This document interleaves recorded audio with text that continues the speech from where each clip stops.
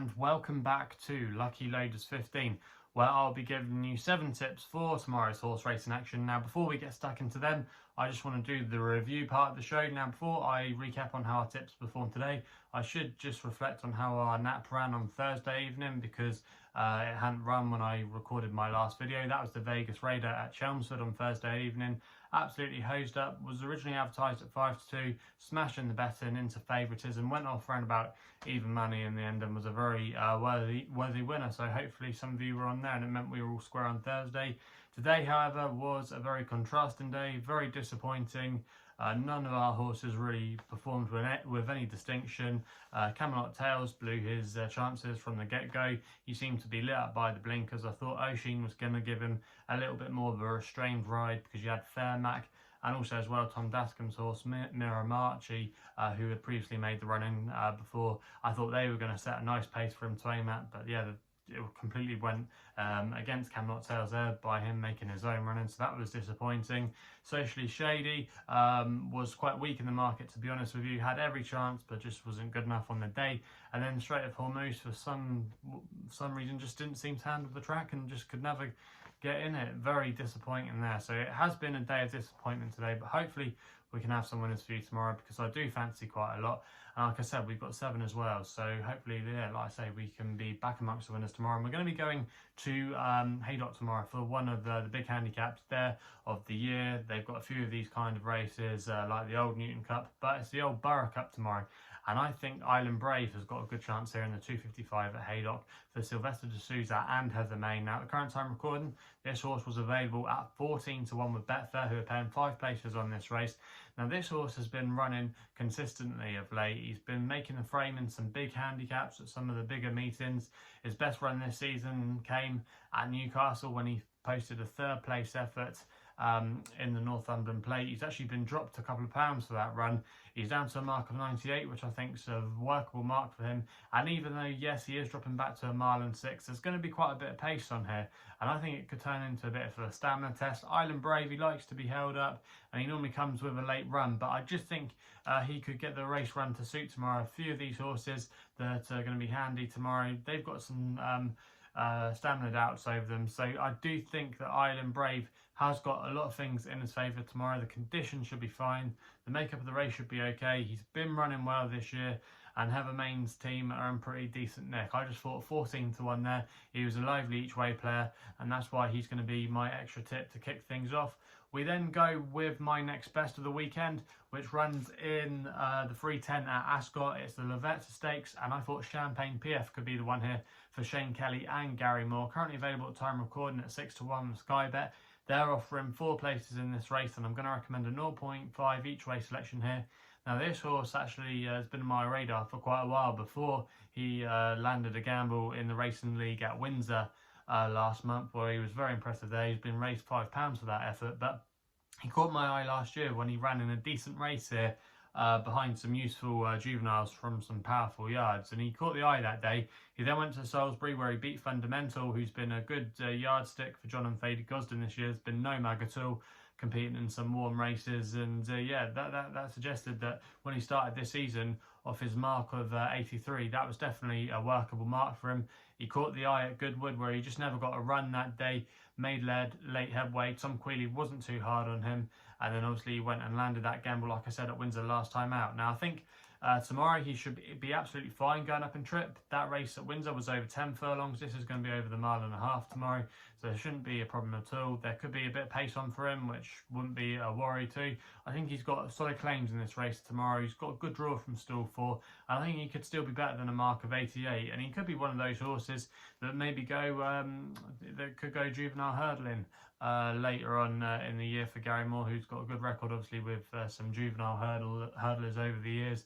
And yeah, off a mark of 88, I think he could still be potentially well treated. So Champagne Piaff it is in 310 at Ascot as my next best of the day. We then go to my thoughts now on the Betfair Sprint Cup. I saw a couple of people in the comments really fancied Starman, but for me, Starman, yes, he's the most likeliest winner in the race, but I think he's way too short. He's actually been backed into odds on this afternoon, which I just think is crazy, really. Obviously, he was a good winner of the July Cup, but then he fell a little bit short last time in France, where he arguably just didn't have his ground conditions. Obviously, the quick ground tomorrow will suit him, but by no means is this a penalty kick for him. I definitely think there's some worthy candidates that could potentially cause a surprise. I think there could be a boil over here, and there's plenty of horses, like I say, it's some each way prices that I think have got a good chance.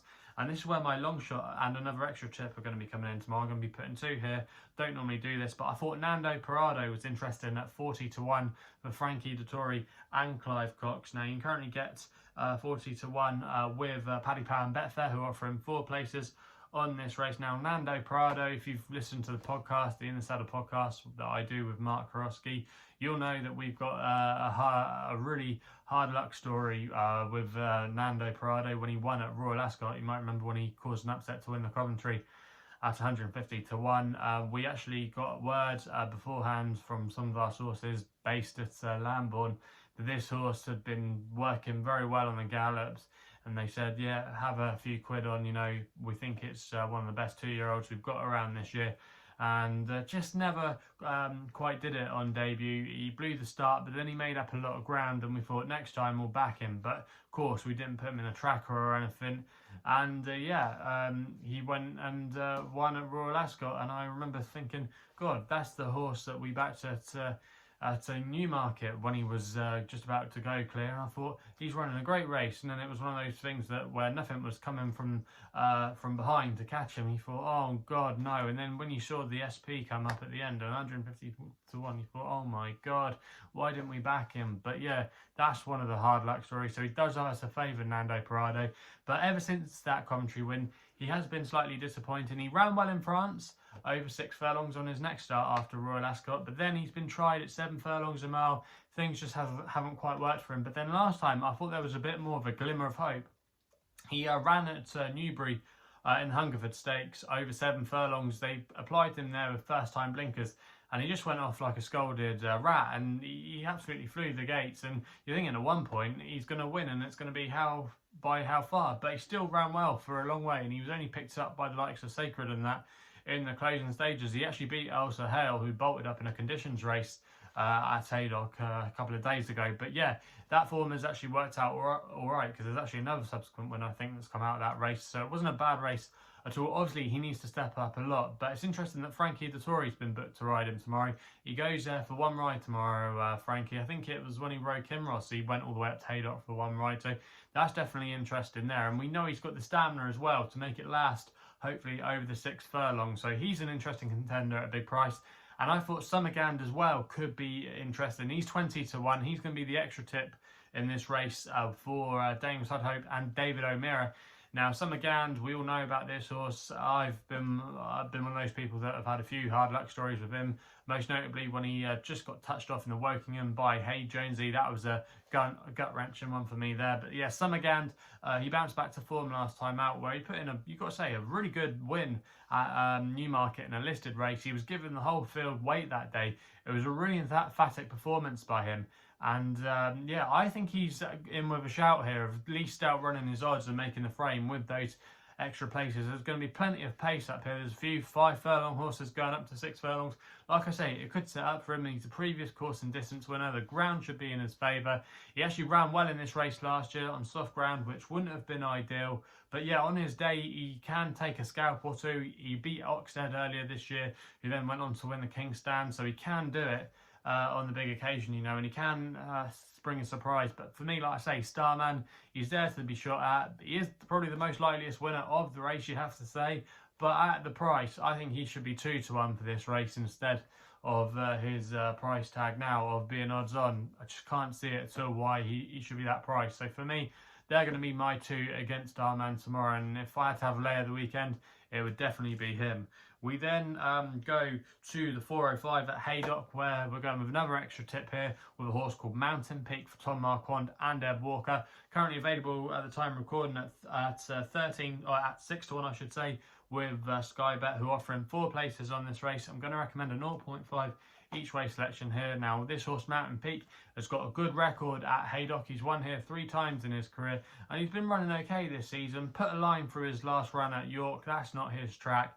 and he had a couple of other excuses there as well. He was a bit slowly away, but returning to Haydock should definitely see him in good stead. He won on his penultimate start at Ascot, where the form of that race has worked out quite well. And even though he probably would need to defy a career high market of 100 and produce a career best to win, I do think he is capable of it. There's going to be a bit of pace on in here. I don't think it's going to suit him down to the ground. He's got the ground in his favour. He's returning to a course he likes. I just think there's a really strong case to be made for him tomorrow.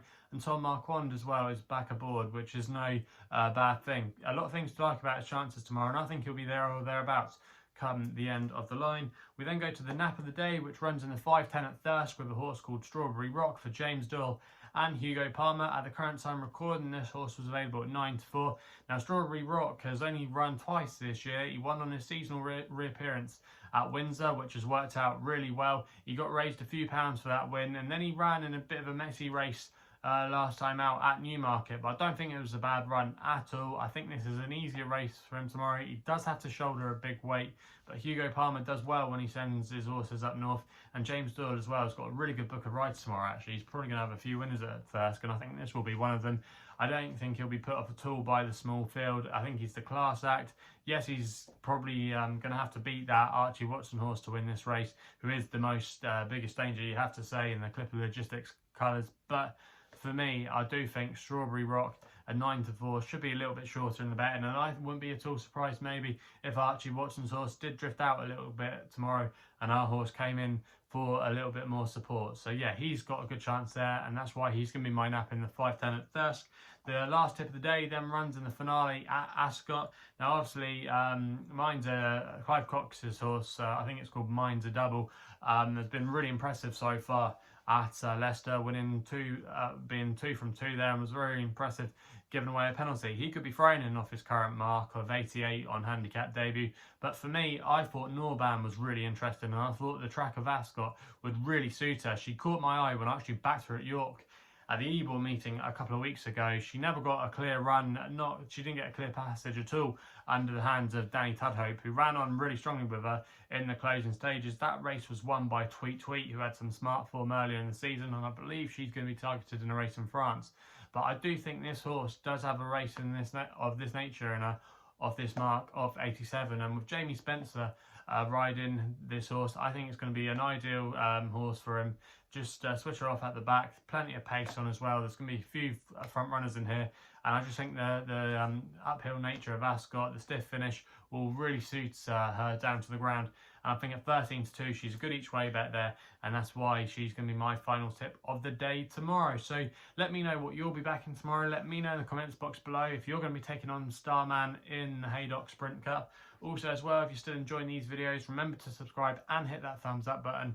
If you want to follow me on social media, Twitter is the place to do so, where my handle is @LuckyLoader15. And if you want to find out a little bit more about myself, my website is www.chrisloaderracing.co.uk. So please gamble responsibly. Hopefully we can have some winners for you tomorrow, and we'll be seeing you soon.